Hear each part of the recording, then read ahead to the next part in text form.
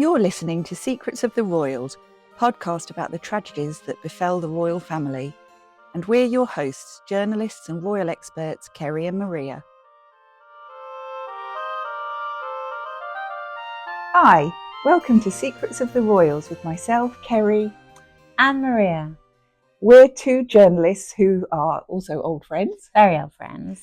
Who have worked for many years on newspapers and magazines, and we share a passion for royal content. So together we edit the Royal List newsletter over on Substack, which we'd love to have you join us. Yeah, please do. We've got a great community of followers and we'd love you to be on board. So in this series, we're talking about royal tragedies. And in this episode, we're talking all about the very dashing, handsome Prince William, the other Prince William. Yes, we are indeed. And he's largely forgotten about, isn't he? He is. He's largely forgotten to history, which I always find really surprising that when you listen to this tragic tale and what a remarkable young man he was, why he is all but forgotten. Yeah, so, I mean, I'll just give a brief top line about his life. He was the angels aligned when he was born. He was a beautiful, handsome man and died tragically at the age of 30 in an air disaster in an air show near Wolverhampton. He was a qualified pilot and very much like the present day Prince William, passionate about flying, gorgeously handsome, charted his own course with a very independent life and fell in love with a beautiful woman as well. But on the 28th of August, 1972, disaster happened, and that's when fate stepped in and changed everything, and he lost his life tragically. But before we get onto that, we'll talk a bit about him. But yeah, it's really odd that the whole thing didn't even make a subplot of The Crown, did it? No, that is a whole other episode. We could talk about that. It really is. What didn't make stories on The Crown, including my personal bugbear, was that Princess Anne's kidnapping attempt didn't make a plot at all. And it's not like Princess Anne didn't appear in The Crown, because she did all the way through, stuffed into scenes where she was miraculously having tea just so she could be shocked about something that had happened. But yes, then they missed out this really important part of her life. However, we digress. But we could do a whole episode on that sort of thing. So tell me about Prince. Who was he? Who was Prince William? So the lovely Prince William. He was born on the 18th of December, 1941. He was a war baby, and his dad was Prince Henry, Duke of Gloucester, who was the brother of the then King George VI. That makes William cousin to the late Queen. Yes, he was a first cousin to the princesses Elizabeth and Margaret. And at the time of his birth, he was fourth in line to the throne. So he was quite, I think what people have to remember also that back then, the line of succession had been flip-flopping, because obviously the late Queen had never expected to be Queen. So her father only became king because Edward, his brother, abdicated. So being fourth in the line of succession was fairly high up. Yeah, incredibly high up. And even at the time of his death in 72, he was still ninth in line of succession. So he was a very much loved member of the royal family and very close to his cousin Elizabeth and Margaret, and very close to his parents. And a fascinating young man. And they let him off the leash quite a lot. He was able to go and do his own thing, which we'll discuss. His mother, Princess Alice, the Duchess of Gloucester, they'd married quite late. She was 35 when she married his dad, and she had a few miscarriages. So he was a much yearned for baby when he was born in 41. And his brother Richard followed a couple of years after that. And his dad bought a place called Barnwell Manor in Northamptonshire, a lovely country estate that his mother had known from childhood. And they kind of had an idyllic life, despite the war and everything, in Barnwell Manor.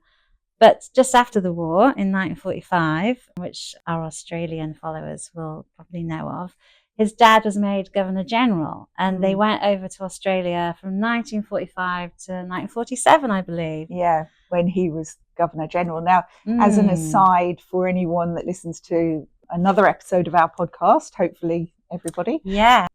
So Prince George was William's uncle and his father's brother. Yes. Prince George had been destined to be the Governor General of Australia, but he had also died in an air crash. Yeah, spookily, 30 years before William. So hence that's why his father then became Governor General. Yes. And then interestingly, there was some suggestion that Prince Harry might have been Governor General. It was on the table as an option. So they're negotiating their new royal kind of life. It was put on the table, but I'm a dual Australian citizen. Oh yes, you are. So I personally don't think that would have ever come to pass from an Australian's point of view. But it's interesting that it did get mooted. Yeah. And anyway, back to this Prince William. So tell us. Yes, so about they had his a lovely childhood. time. Yeah, so they eventually came back to the UK in 1947,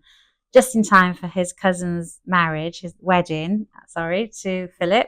Yes. So little William, who was nearly 6, was Princess Elizabeth's page boy at the wedding, alongside his other first cousin, who is Prince Michael of Kent. And at the time, he was only 5.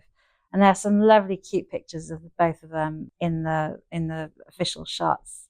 So if anybody wants to look those up, they're really sweet. And yeah, you can see at the time that William was a beautiful looking kid. He had icy blue eyes. Yeah, he also was quite a bright little boy as well. He went to Eton, didn't he? Yeah, so he was sent to Eton, where a lot of the royals did go. He excelled at cricket and football and his academic studies, and then went up to Cambridge to read history. Oh, right. Yeah, and I think he was at Cambridge from 1960 to 1963.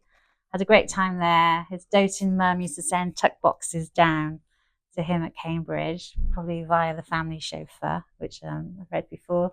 And yeah, after that, he achieved another MA in 1968, but he also spent a year in California. Oh, really? Where Yeah, did he go? he went to Stanford University to read political science for a year. That's really fascinating, isn't it? That's not a path that many other royals have followed. No, he was incredibly bright, and all his friends said, not only was he bright and fun to be with, he was also very loyal. He was warm and tender, and he was not one for sort of royal protocol. So he really downplayed his royal status. And I guess, it was the swinging 60s as well, wasn't it? So he wanted to just be one of the boys, maybe. And he was a bit of a daredevil, wasn't he? Yes, he was a daredevil. So during his time at Cambridge, he obviously had a childhood passion for planes, and he joined the flying club at Cambridge, and then became a qualified pilot. He put in his hours, gained his wings.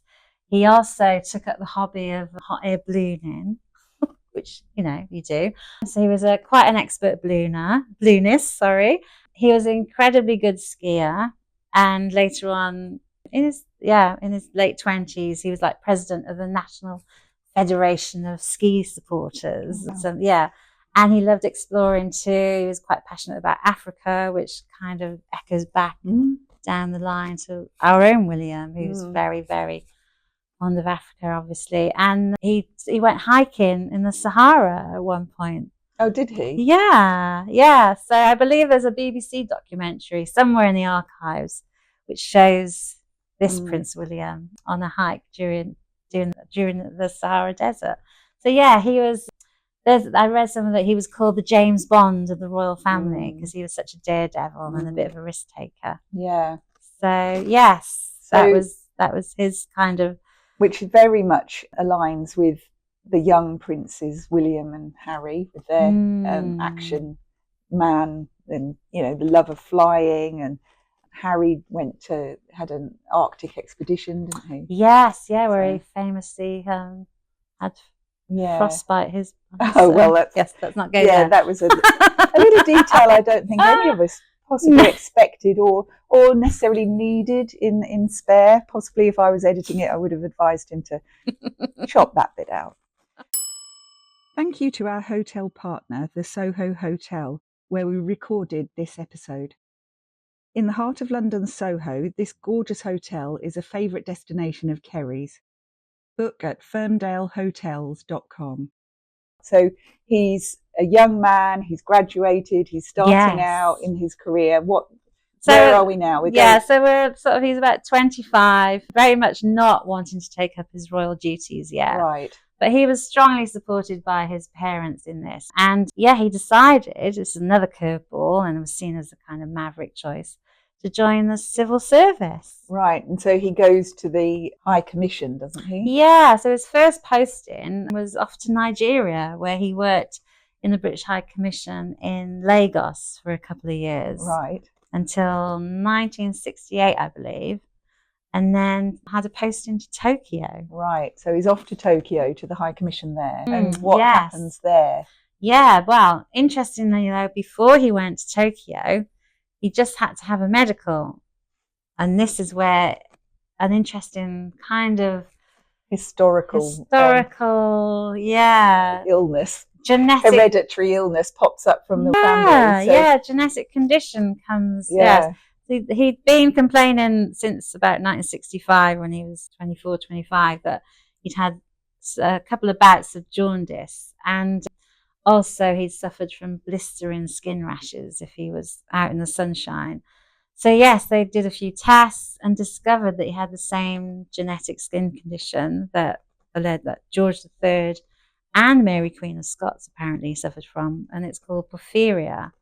If that's how you say it. Yeah, so it's a condition that, is that right, that if you go into the sun, your skin can get very sensitive? Yeah, very sensitive and erupts into, quite painful blisters and rashes. And redness. And, yeah. As well as other conditions, other symptoms. Yeah. But fortunately for him, it was controllable, and subsequent examinations proved he was in remission. But it's just an interesting sideline that, this royal illness came down through the generations. I wonder if anybody still suffers from it.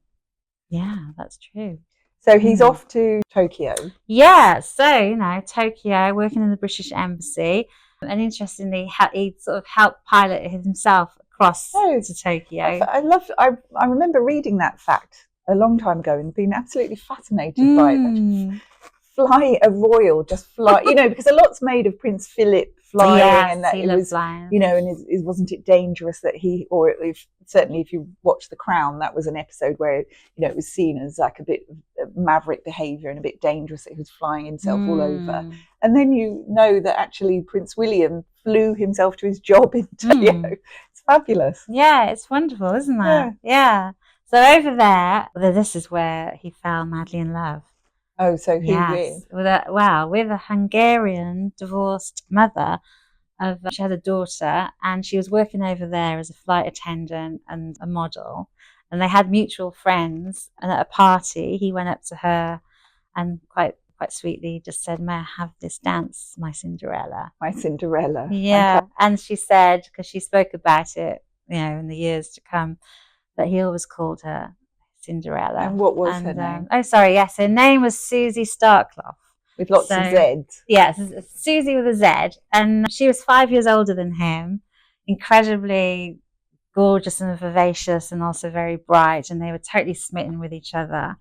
And so much so that it is written that this romance ruffled a few feathers back at home, in the corridors in the palaces. But I don't believe it was, was that much sort of frowned upon as maybe poor Margaret was with them. But didn't he take relationship advice from Princess Margaret? Yeah, so yes, of all people, he did. Yeah, so she came over to Tokyo in 1969. She was part of a royal envoy, a diplomatic trade offensive, and obviously met with her, very close cousin. And Susie said she did meet her, and she was incredibly lovely to her and kind and pleasant. But she did advise William, just to take things easy, and also, to come back home eventually and see how things look, but also, but to follow your heart. And it was supposedly the advice that she brought on behalf of Queen Elizabeth. Because Susie was, not only was she divorced, wasn't she Catholic? Yes, yeah. So she wasn't really ticking all the royal boxes for the perfect bride. So they didn't get married? No, sadly no. Although she did visit his parents in Barnwell Manor in 1970. That was the year their relationship ended. And she said they were all very kind to her. But I think William just realised that maybe, he never married. And he also gave an interview to the Sunday Mirror in the year of his death in 1972, saying that if he ever was to get married, it would have to be the right woman for him, but also the right woman for other members of the family. Oh dear. So even though he was independent, had an independent streak, he had a very keen sense of duty. And so, you know, he was very respectful. She didn't get over him, did she? No. So sadly, she never married either, never married again. She went off to live in America and became a pilot and ran her own flying school. And didn't she have his ring? Was that right? So she became a pilot because he always encouraged her to fly, and she did it as a tribute to him. But also he gave her, she had a signet ring that was engraved with a W that he gave her, and she wore it on a chain as a necklace for the rest of her life. Oh. So that was really sad. Yes. Yeah. So we're now getting towards the actual, the tragic death. So tell me about the air show and what happened. Yeah, well, it's all, you know, incredibly sad and a terrible accident, because he was an incredibly experienced pilot. He'd been involved in numerous air races over the last few years. He'd moved back to Britain, obviously, in 1970 because his father had been ill. He was in failing health. He was incapacitated. He said to friends, "It's my job now. It's my job now to be a royal prince." He took on more, you know, engagements for his cousin, the Queen. But he also, you know, flew in more air races. And this one was just another one, you know. He flew up in the morning. What date are we at? Oh, we're now 28th of August, 1972. So just as a little aside, awful tragedies for the royal family. There seems to be a lot of them at the end of August. It seems to be a really bad luck. They have a real curse around this time. Yeah. Obviously, Diana died at the end of August. Anybody listening to the rest of this series will see a pattern of deaths at the end of August. So it's the end of August. Yeah, in an air show. Everything seems to be, there's, you know, fine. Yeah, hunky dory. He's already done a fly through. He did a one trial run of the course. He was with his co-pilot and friend Viral Mitchell, who was going to be flying with him. They took off, but almost 20 seconds into the flight, they took off. They were flying at low altitude, and he was banking sharply because the air course, it was part of that, where they all had to bank sharply, then they follow this course. But the investigators believe he was doing that at very high acceleration, trying to miss a whole row of trees. And unfortunately, his wing clipped a tree, sheared off, plane lost control and just flipped over. They came plunging to the ground and just burst into flames on impact. They were instantly killed, and you know, there were 30,000 people at this event watching. That's terrible. It was the Goodyear International Air Trophy. They were watching. It was just horrendous. 3 young local boys talked about trying to get to them and release them from the cockpit, but they couldn't. They were beaten back by the flames, and it took a couple of hours to put the fire out. And sadly and awful, the next day they were identified by their dental records. Dreadful. Just dreadful, dreadful tragedy. So what was the aftermath for the royal family? Yeah, well, at the time, the context that it was the 1972 Munich Olympics. So Prince Philip was already over there. The Queen and Princess Anne were due to go over there. Obviously, they didn't. The family were in mourning. Obviously, Prince Philip came back, and his funeral was held at St. George's Chapel in Windsor. And another tragic twist to it all is that because his father was so ill, his heartbroken mother, in her memoir, said that she never, I know it might sound shocking, but she never told her husband that his, you know, firstborn son had been killed. Although she said she suspects he might have known from the TV coverage. What a terrible thing. Yeah. What a terrible thing for her to cope with. Yeah, yeah. And she said at the time, you know, she was never the same again. No. But she said she had to learn to think, well, it was better to have known and loved him than not to have known him at all. She wrote in her memoir. And yeah, so they are now all buried together at Frogmore. He's with his mum and dad. His dad died 2 years later in 1974. Yeah. And then obviously his younger brother is now our present day Duke of Gloucester. Yes. Yeah. Mm. So the other question is, was the current Prince William, do we think he was named in honour? Yes. Yeah. There's always speculation about this, and I've been digging around, and I really couldn't find any substantive evidence to say he was definitely named after William. And also in Morton's book, Diana in Her Own Words, she does refer to the process of naming William when he was born, and how Charles was set on calling him Arthur. And she just thought, oh my gosh, no, it's terribly old-fashioned. I'm not having my child called. So she was insisting on William. So I kind of think it was a happy coincidence, maybe, that she loved that name so much. And Charles, obviously, he really, adored his older cousin, really admired his daredevil ways. Obviously Charles became a bit of an action man himself.